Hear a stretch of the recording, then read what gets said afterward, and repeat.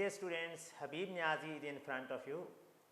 Today topic of discussion is Newton's second law of motion. इस law के अंदर हम देखेंगे कि अगर एक ऑब्जेक्ट के ऊपर अनबैलेंस फोर्सेस लगती हैं, यानी अगर एक ऑब्जेक्ट के ऊपर नेट फोर्स लगती है तो क्या होता है।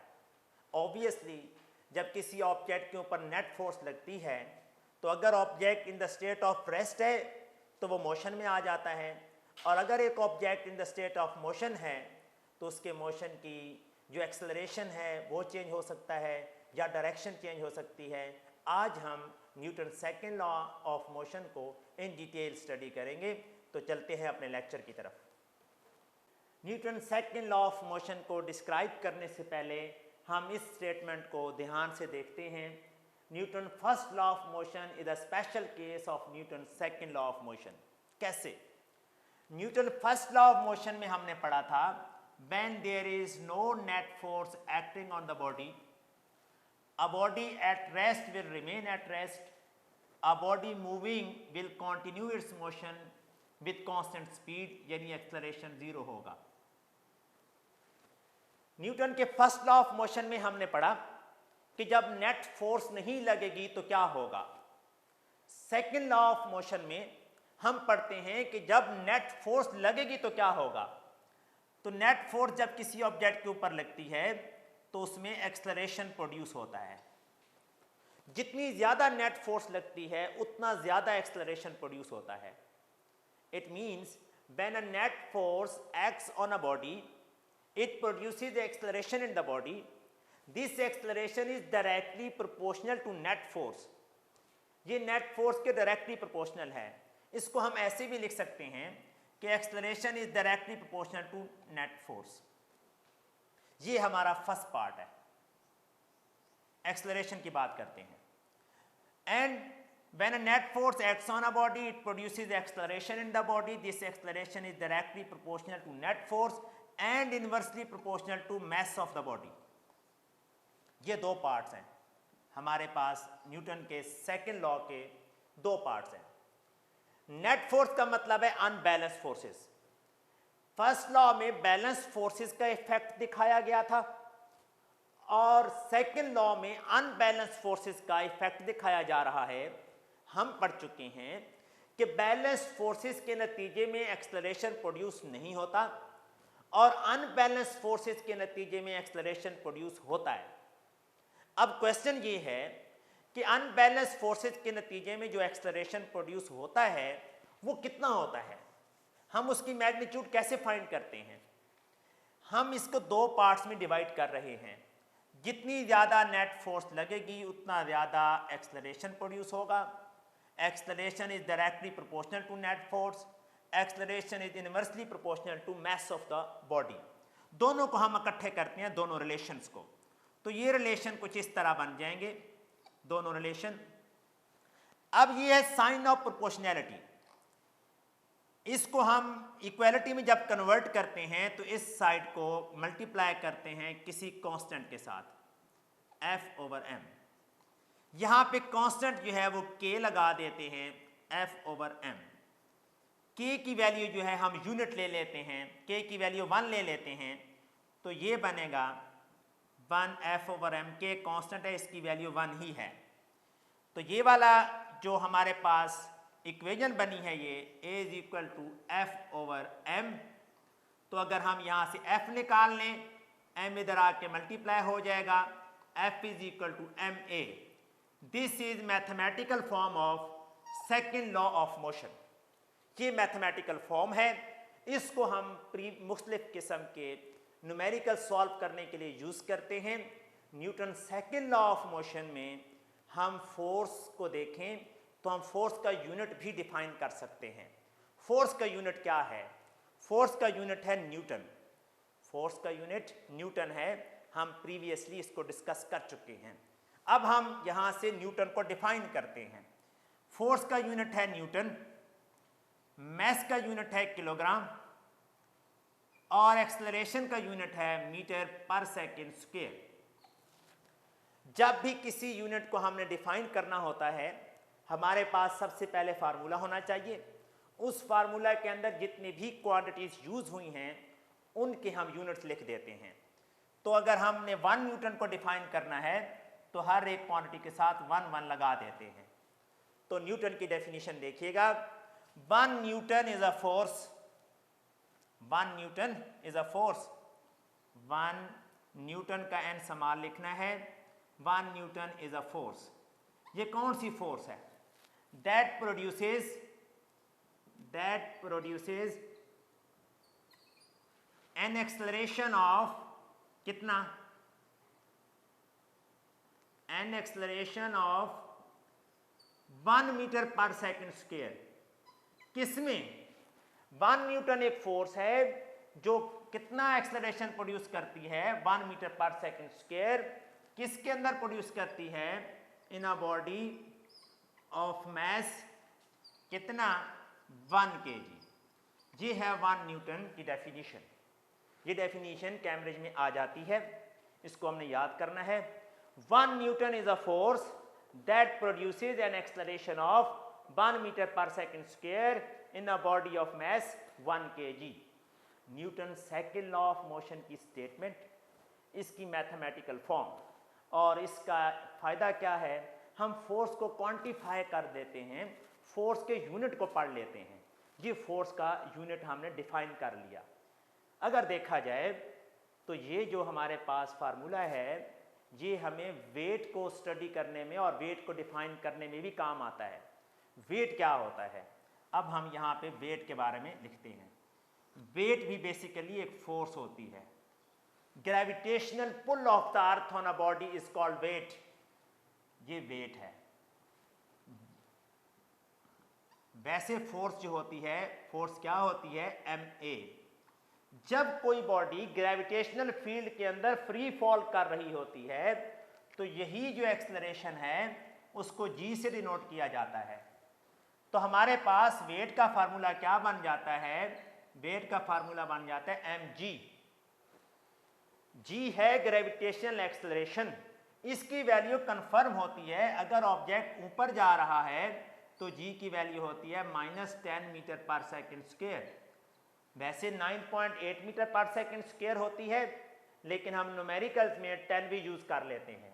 अगर कोई ऑब्जेक्ट डाउनवर्ड आ रहा है तो g की वैल्यू पॉजिटिव होती है 10 मीटर पर सेकंड स्क्वायर।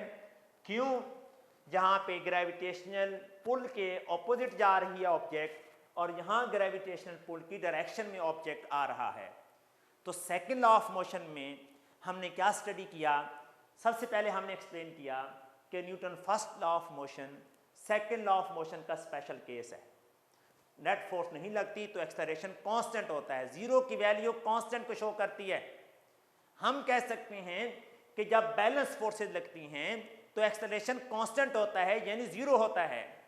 और जब नेट फोर्स या अनबैलेंस फोर्सेज लगती हैं तो क्या इफेक्ट होता है, इसको हमने आज डिस्क्राइब कर लिया। इसको अच्छे तरीके से नोट कीजिए करें। और इसके बाद हम लोग जो हैं वो कैम्ब्रिज के जो क्वेश्चन इससे रिलेटेड आ चुके हैं हम वो स्टडी करते हैं। सेकेंड लॉ ऑफ मोशन की मैथमेटिकल फॉर्म क्या है? F = ma। फोर्स क्या प्रोड्यूस करती है? Net force, acceleration. और एक्सेलरेशन कितनी चीज़ों पर डिपेंड करता है? 2 चीज़ों पे, एक फोर्स और दूसरा मैस के ऊपर। लुक, ये पास पेपर से क्वेश्चन आया है, देखें जी। हमने Newton second law of motion जब स्टडी किया तो उसके 2 पार्ट्स को हमने स्टडी किया कि नेट फोर्स की वजह से जो एक्सेलरेशन प्रोड्यूस होता है वो नेट फोर्स के डायरेक्टली प्रोपोर्शनल, जबकि मैस के इन्वर्सली प्रोपोर्शनल होता है। यहाँ क्वेश्चन क्या है?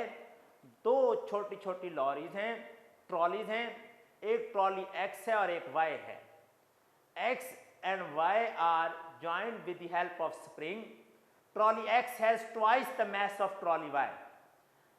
ट्रॉली X का अगर मैस अगर इसका मैस m है तो इसका मैस 2m है, यानी डबल है।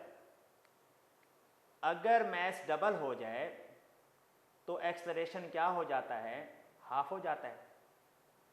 और अगर देखते हैं हम, when the trolley are released the acceleration of x is 2 meter per second square. x का है जी 2 metre per second square acceleration, हमने y का एक्सेलरेशन फाइंड करना है। यहाँ पे मैस अगर हाफ है तो एक्सेलरेशन क्या हो जाएगा, डबल हो जाएगा, एक्सेलरेशन बढ़ जाएगा। किस पे डिपेंड करता है एक्सेलरेशन, मैस पे। अगर मैस ज़्यादा है तो एक्सेलरेशन कम होगा, इधर मैस जो है वो ज़्यादा है, और अगर मैस कम है तो एक्सेलरेशन कम, मैस कम है तो एक्सेलरेशन ज़्यादा होगा।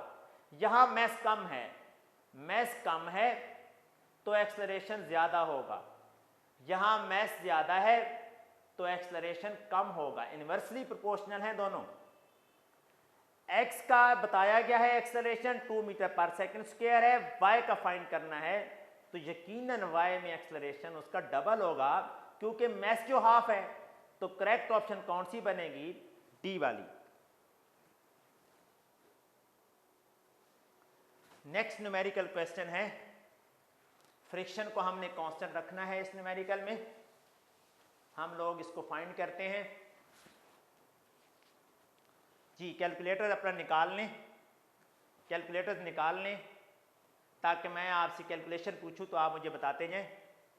अ body pushes a box of mass 20 kg, mass है 20 kg, मैं शॉर्ट सिंबल ही यूज करूंगा। With a force of 50 newton, force है 50 न्यूटन। ये आपकी टेक्स्ट बुक की वर्क एग्जाम्पल है 3.3, जो मैं आपको बुक दिखा रहा होता हूँ कैम्ब्रिज की, वो फेडरल वाली, उसकी ये वर्क एग्जाम्पल है 3.3। What is the acceleration of the box, acceleration find करना है। फार्मूला क्या अप्लाई करेंगे, F is equal to M A. यहाँ A फाइंड करना है तो मैस इधर आके डिवाइड हो जाएगा, वैल्यूज पुट करते हैं। फोर्स है 50 न्यूटन की और मैस कितना है जी 20 kg। दोनों को आप डिवाइड करें तो कितना आंसर आएगा, 50 डिवाइडेड बाय 20। जी बच्चों अपना कैलकुलेटर यूज करें। 50 डिवाइडेड बाय 20 ये आएगा 2.5 मीटर पर सेकंड स्क्वायर। इसको आप देख लें दोबारा, 2.5 metre per second square. Clear हो गया ये क्वेश्चन। इसी से रिलेटेड आते हैं, यहाँ पे यूनिट लिखना ज़रूरी है, यहाँ पे यूनिट लिखना ज़रूरी है। जब कैलकुलेशंस कर रहे होते हैं वहाँ यूनिट ना भी लिखें तो कोई बात नहीं, लेकिन फाइनल आंसर के साथ यूनिट लिखना ज़रूरी होते हैं। अब हम नेक्स्ट एग्जाम्पल देखते हैं, work example 3.4। A car of mass 1000 kg, अपने कैलकुलेटर ज़रा सामने रखिएगा। मैस है 1000 kg, accelerates from rest. Rest का मतलब है इनिशियल वेलोसिटी 0 है। इनिशियल वेलोसिटी को हम u से डिनोट करते हैं, इनिशियल वेलोसिटी 0 है। 220 मीटर पर सेकेंड। फाइनल वेलोसिटी को v से डिनोट करते हैं। जब कोई ऑब्जेक्ट रेस्ट में होता है तो उसकी इनिशियल वेलोसिटी, जिसको हम u से डिनोट करते हैं, वो 0 होती है और ये फाइनल गेन कर चुकी है, यानी उसमें एक्सेलरेशन प्रोड्यूस हुआ है। टाइम कितना लगाया है जी इसने, 5 second. 5 second. Calculate the forward thrust of the car. आपने फोर्स फाइंड करनी है, फोर्स। यहां पे मैं फोर्स लिख रहा हूं। फोर्स का फार्मूला होता है F is equal to M A. Values put करते हैं। m कितना है भाई, 1000 kg। 1000 a की वैल्यू हमारे पास गिवन नहीं है, तो पहले हम a फाइंड करते हैं। First we find acceleration. Acceleration क्या होता है, rate of change of velocity, यानी final velocity minus initial velocity over time. Values put करते हैं। Final velocity minus initial velocity over time, तो एक्सेलरेशन कितना आया, 4 मीटर पर सेकेंड स्क्वायर। अब यही 4 हम यहां अप्लाई करते हैं। 4 वैल्यूज पुट कर दें तो फोर्स हमारे पास आ जाएगी 4000 न्यूटन। ये फोर्स है। इस क्वेश्चन को भी नोट कर लें। ये क्वेश्चन जो है वो किसी न किसी फॉर्म में कैम्ब्रिज के पेपर के अंदर आते हैं। इसमें हमने क्या किया, फोर्स का फार्मूला अप्लाई किया, लेकिन इससे पहले हमें एक्सेलरेशन फाइंड करना था। ये एक्सेलरेशन फाइंड किया, ये गिवन डाटा था। गिवन डाटा में यूनिट लिखना ज़रूरी होते हैं और ये सोल्यूशन आपने अपने पेपर पे करना होता है। आज के लेक्चर में हमने न्यूटन के सेकंड लॉ को एक्सप्लेन किया, उसके साथ फर्स्ट लॉ को रिलेट किया। सेकंड लॉ में हमने यूजेस पढ़े कि सेकंड लॉ ऑफ मोशन से उसकी मैथमेटिकल फॉर्म से हम फोर्स के यूनिट को डिराइव कर सकते हैं और डिफाइन कर सकते हैं।